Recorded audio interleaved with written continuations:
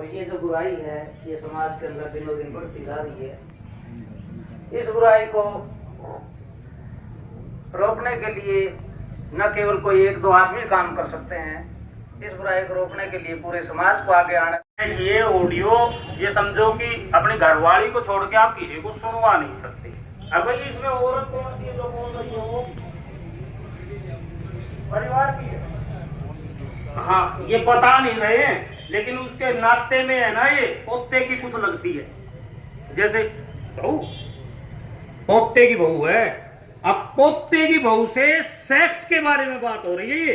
ये मैंने सुनी कान से, मैंने बता दी, मैं झूठ नहीं बोलता हूं।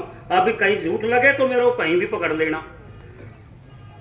मैं तो ये कहता हूं कि भगवान की कृपा होती है, कोई चीज मिलती है तो प्रारब्ध से मिलती है।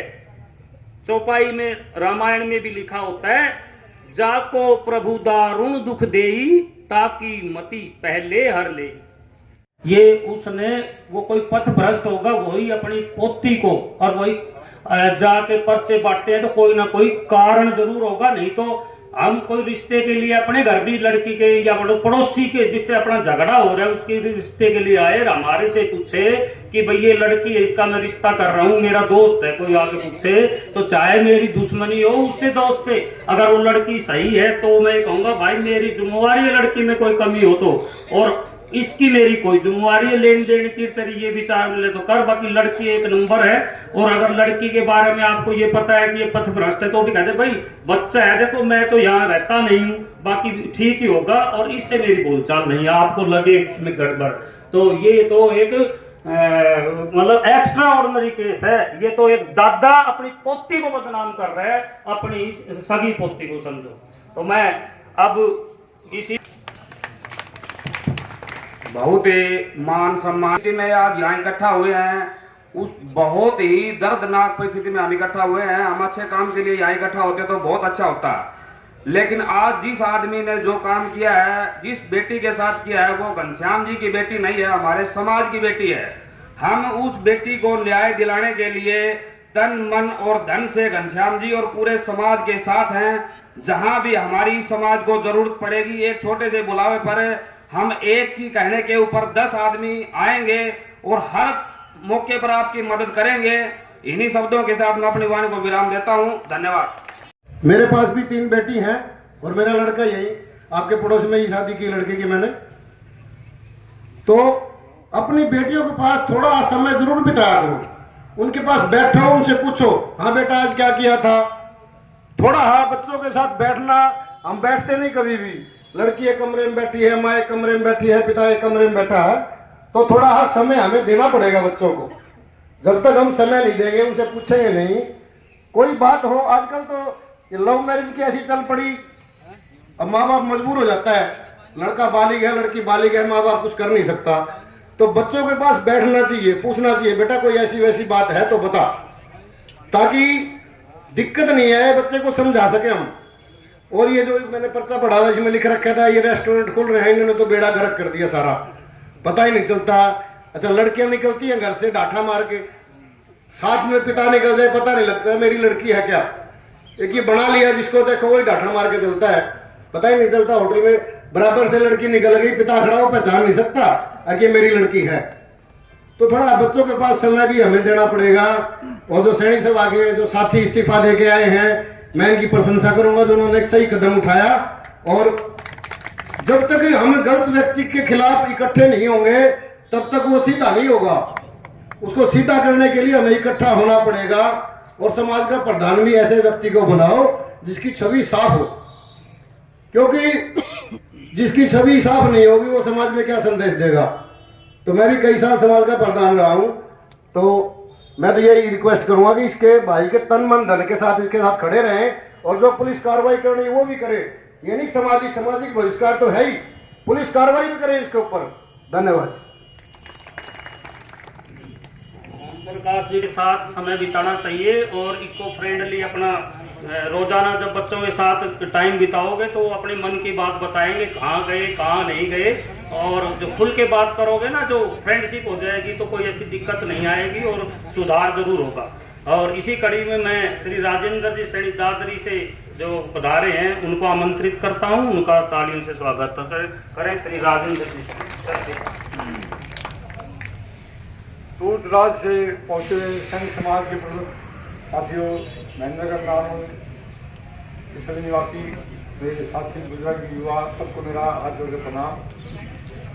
कल जब मुझे इस घटना का पता चला तो मेरा मन बहुत विचलित हो गया। मैं सोचता रहा भी आखिर इसके जिम्मेदार कौन है। तो दोस्तों, मैं आपको बताऊं साथियों, मैं इसका दोष समाज को देता हूं और विशेष रूप से माँ बाप को। और जिसने भी ये घटना करी वो तो मुख्य दोषी है ही। किसी बेटी के बहन के बारे में उन्होंने ऐसा दुष्प्रचार करना, उसको सामाजिक भी और कानूनी भी सजा मिलनी चाहिए। हम इस घड़ी में सब जो है घनश्याम जी के साथ हैं। और जैसे ओम प्रकाश भाई साहब ने अपील करी, आज हमें अपने बच्चों को चरित्र के बारे में बताना बहुत जरूरी है। हमें जांच करनी होगी उनके बस्तों में, उनके फोनों में क्या है क्या नहीं। हम भूल गए उन बातों को जो हमारी ऐतिहासिक किताबें होती थी, अच्छी ज्ञानवर्धक कहानियाँ होती थी जिनके अंदर, वो आज किसी भी परिवार में बच्चों की तरफ हम ध्यान नहीं देते। और जो है एक ये विशेष ध्यान रखा कि चरित्र बच्चों के लिए बहुत ही बड़ी चीज़ है। तो आप सबको जो है अपने आने वाली पीढ़ी को शिक्षित करो। शिक्षा बहुत जरूरी है, लेकिन उसके साथ साथ में चरित्र भी बहुत जरूरी है। चरित्र पर एक बार जब दाग लग जाता है तो वो जिंदगी भर इंसान बन नहीं पाता। और इसको जितनी भी कड़ी से कड़ी सजा दी जाए वो देनी चाहिए। और हम इसकी कठोर से कठोर शब्दों में भर्त्सना करते हैं जिस भाई ने ये ऐसी नीच हरकत करी है। और हम तन मन धन से घनश्याम जी के साथ हैं। धन्यवाद। कि उनके साथ हो जाते हैं, ये विचारधारा छोड़नी पड़ेगी। क्योंकि मैं भी बहुत दूर से हूँ, झज्जर से हूँ। हम भी ये सोचें कि भाई बहुत दूर वहाँ महेंद्रगढ़ में ऐसी घटना घटी है, चलो भी घट गई। नहीं, कल मेरे यहाँ भी घट सकती है, कल आपके यहाँ भी घट सकती है, किसी और के यहाँ भी घट सकती है। इसलिए उस दर्द को दर्द ही मानना चाहिए और जो गलत काम करता है उस आदमी को वास्तव में सजा मिलनी चाहिए। मैं तो ये कहूँगा कि आपको चाहे मेरी बात अच्छी लगे या ना लगे, कि उस आदमी के रिश्तेदारों को भी यहाँ बुलाया जाना चाहिए और उनको भी महसूस हो कि भाई उनके साथ ऐसा हो जाए तो कैसा लगेगा। क्योंकि लड़की की पीड़ा आप भी जानते हैं, हम भी जानते हैं। आज लड़कियों को गुमराह करते हैं लोग, इधर उधर बहुत गलत काम होते हैं, बहुत समाज में भ्रष्ट मामला हो रहा है। फिर हम रोकेंगे किसे? जो बच्चा सही चल रहा है उसको भी हम धार पे धर दें, फिर कौन बचेगा? जो बचता है, जो खड़ा खड़ा रो रहा है, उस रोते हुए को अगर पुचकारेंगे नहीं, उसके प्रति सहानुभूति नहीं रखेंगे तो फिर बाकी का क्या हाल होगा? ये आप स्वयं सोच कर देखो। ये क्या है? ये एक सृष्टि का नियम है कि जब आदमी बच्चा होता है, लाड़ किए जाते हैं, जवान हो जाता है, शादी हो जाती है, बड़ा हो जाता है, बच्चे पाल के चला जाता है, तो फिर इस संसारिक व्यवहार को से परिचित कराएं बच्चों को भी हम। और ये जो बुरा हुआ है इसके लिए ये वास्तव में देखो, हम सोचते हैं हमारे पूरे हरियाणा से जो लोग आए हैं, आज हम सब घरों में पीड़ा की बात पहुंची है। हम सबको ही इसके प्रति पूरा सहयोग करना चाहिए। और हम कहीं से किसी काम को, एक बात और बताता हूँ आपको कि हम अगर 100 गिनते हैं तो किसी को एक कहना पड़ेगा, यहाँ से एक, यहाँ से एक, उधर से एक, कहीं से तो एक करेंगे तभी 100 बनेंगे। ये आज जो घटना घटी है यहाँ से एक शुरू कर दो, इसके बाद इंतजार ना करो कि फिर कोई बात होगी तो देखा जाएगा। आज तो वहां थी फला जगह पर, ये आज मेरा उससे कोई संबंध नहीं था, वैसे बुला लिया, वो एक फला आदमी ले गया और मैं चला गया, कोई बात नहीं। ये नहीं, ये पीड़ा मेरी है, ये पीड़ा आपकी है, ये आपकी है, आपकी है, सबकी है ये। और इसको सब अपनी समझ करके आगे के लिए सावधान हो। और फिर जो मेंबर ऐसे बनते हैं बिरादरी के अंदर कि भ्रष्ट हैं या ये सोचते हैं कि मौका लग गया हाथ में, बेवकूफ बना दो लोगों का, ऐसे लोगों से अगर गलती से वो आ भी जाएं तो आगे के लिए